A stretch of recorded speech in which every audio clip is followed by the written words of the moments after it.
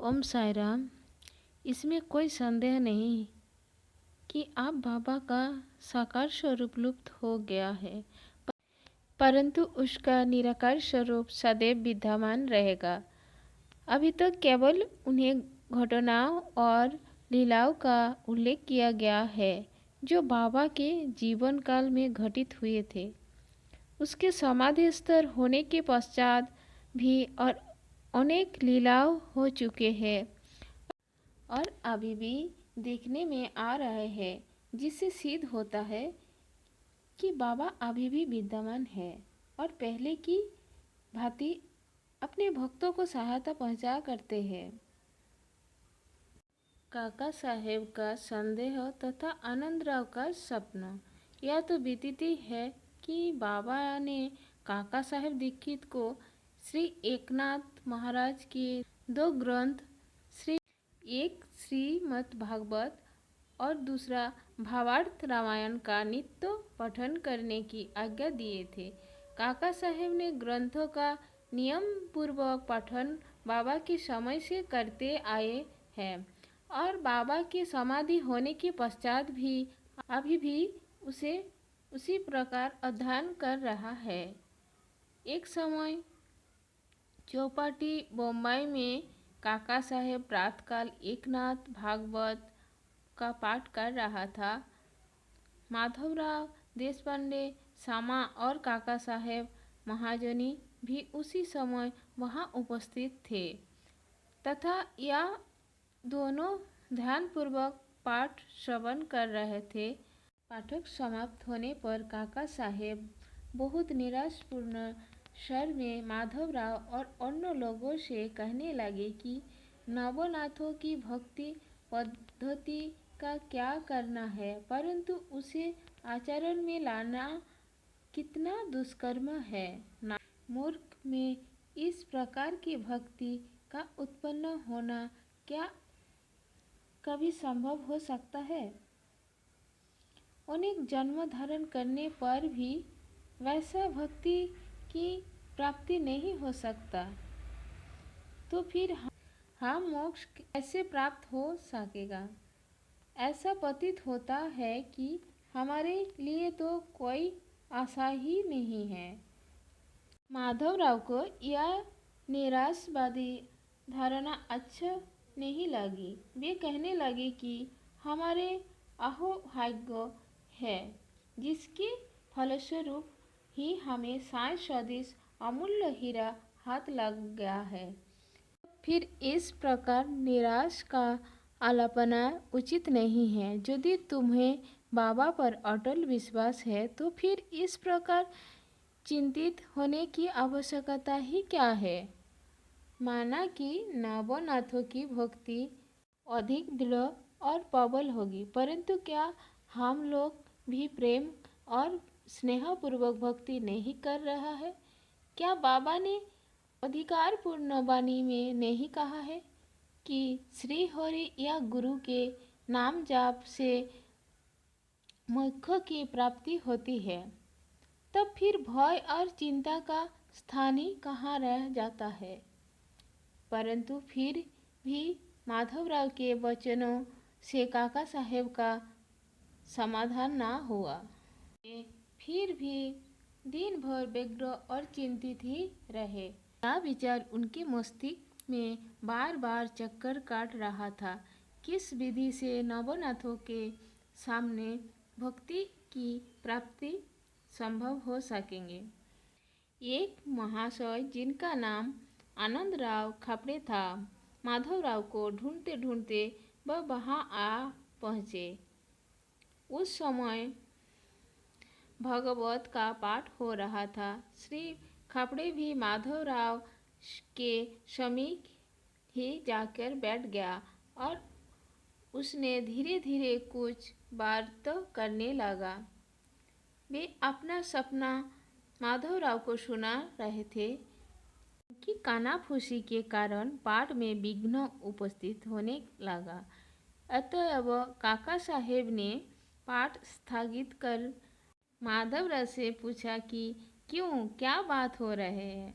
माधवराव ने कहा कि काल जो संदेह प्रकट किया था, यह चर्चा भी उसी का संबंध में है। काल बाबा ने श्री खापड़े को जो सपना दिया है उसे इनसे ही सुनो। इसमें बताया गया है कि विशेष भक्ति की कोई आवश्यकता नहीं, केवल गुरु को नमन या उसका पूजन करना ही पर्याप्त है। सभी को सपना सुनने की तीव्र उत्कंठा और सबसे अधिक काका साहेब को कहने पर श्री खापड़े अपना सभी के कहने पर श्री खापड़े अपना सपना सुनाने लगे, जो इस प्रकार है। मैंने देखा कि एक अथाह सागर में खड़ा हूँ, पानी मेरे कमर तक है और अचानक ही जब मैंने ऊपर देखा तो साईं बाबा के श्री दर्शन हुए। वे एक रत्न ज्योति सिंहासन पर विराजमान थे और उनके श्री चरण जल के भीतर थे और बाबा का मनोहर स्वरूप देखे मेरा चित्त बड़ा प्रसन्न हुए। इस सपना को भला कौन सपना कर सकेगा। मैंने देखा कि माधवराव भी बाबा के समीप ही खड़े हैं और उन्होंने मुझे भावपूर्वक शब्दों में कहा कि आनंदराव, बाबा के श्री चरणों पर गिरो। मैंने उत्तर दिया कि मैं भी तो यही करना चाहता हूँ, परंतु उनके श्री चरणों तो जल के भीतर है। आप बताओ कि मैं कैसे अपना शीश उनके चरणों पर झुकाए। मैं तो निसहाय हूँ। इस शब्दों को सुनकर श्यामा ने बाबा से कहा कि अरे देवा, जल में से कृपा कर अपने चरण बाहर निकालिए ना, कृपा कर अपने चरण बाहर निकालिए ना। बाबा ने तुरंत चरण बाहर निकाले और मैं तुरंत ही उसे लिपट गया। बाबा ने मुझे यह कहते हुए आशीर्वाद दिया कि आप तुम आनंदपूर्वक जाओ, यानी यह चिंता करने की कोई आवश्यकता नहीं। अब तुम्हारा कल्याण होगा। उन्होंने मुझसे यह भी कहा कि एक जोड़ी के किनारों की धोती मेरे श्यामा को दे देना, इससे तुम्हें बहुत लाभ होगा। बाबा के शयन के लिए लकड़ी का तख्ता। बाबा अपने जीवन के पूर्वार्ध में एक लकड़ी के तख्ते पर शयन किया करते थे। वह तख्ता 4 हाथ लंबा और 1 बित्ता चौड़ा था, जिसके चारों कोने पर 4 मिट्टी के जलते दीपक रखे जाया करते थे।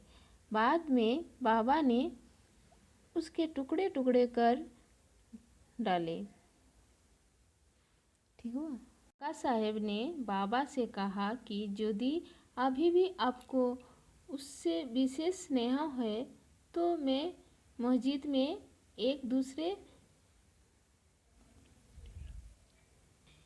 दूसरे पटिया लटका देता हूँ। आप सुखपूर्वक उसी पर शयन किया करें। तब बाबा कहने लगे कि आप मालसापति को नीचे छोड़कर मैं ऊपर नहीं सोना चाहता। काका साहेब ने कहा कि यदि आज्ञा दे तो मैं एक और तख्ता मालसापति के लिए भी डाल दूँ। बाबा बोले कि वे इस पर कैसे सोच सकते हैं। क्या यह कोई सहज कार्य है? जो उस गुण से संपूर्ण हो वही ऐसा कार्य कर सकते हैं। जो खुले नेत्र रखकर निद्रा ले सके वही इसका यज्ञ है। जब मैं शयन करता हूँ तो बहुधा मालसापति को अपने बाजू में बैठाकर उससे कहता हूँ कि मेरे हृदय पर अपना हाथ रख कर देखते रहना कि कहीं में भगवत जाप बंद ना हो जाए। और मुझे यदि थोड़ा सा निद्रा देखो तो तुरंत जागृत कर दो, परंतु उससे तो यह भी ना हो सकता। वह तो स्वयं ही झपकी लेने लगता है और मग्न होकर अपना सिर लुढ़कने लगता है। और जब मुझे भगत का हाथ पत्थर सा भारी प्रतीत होने लगता है तो मैं जोर से पुकार उठता हूँ कि अरे भगत। तब कहीं घबरा कर निद्रा खुलता है। पृथ्वी पर ही अच्छी तरह बैठ और सो नहीं सकता तथा जिसका आसन सिद्ध नहीं है और जो निद्रा का दास है वह क्या तख्त पर सो सकेगा। ओम साई राम, जय साई राम।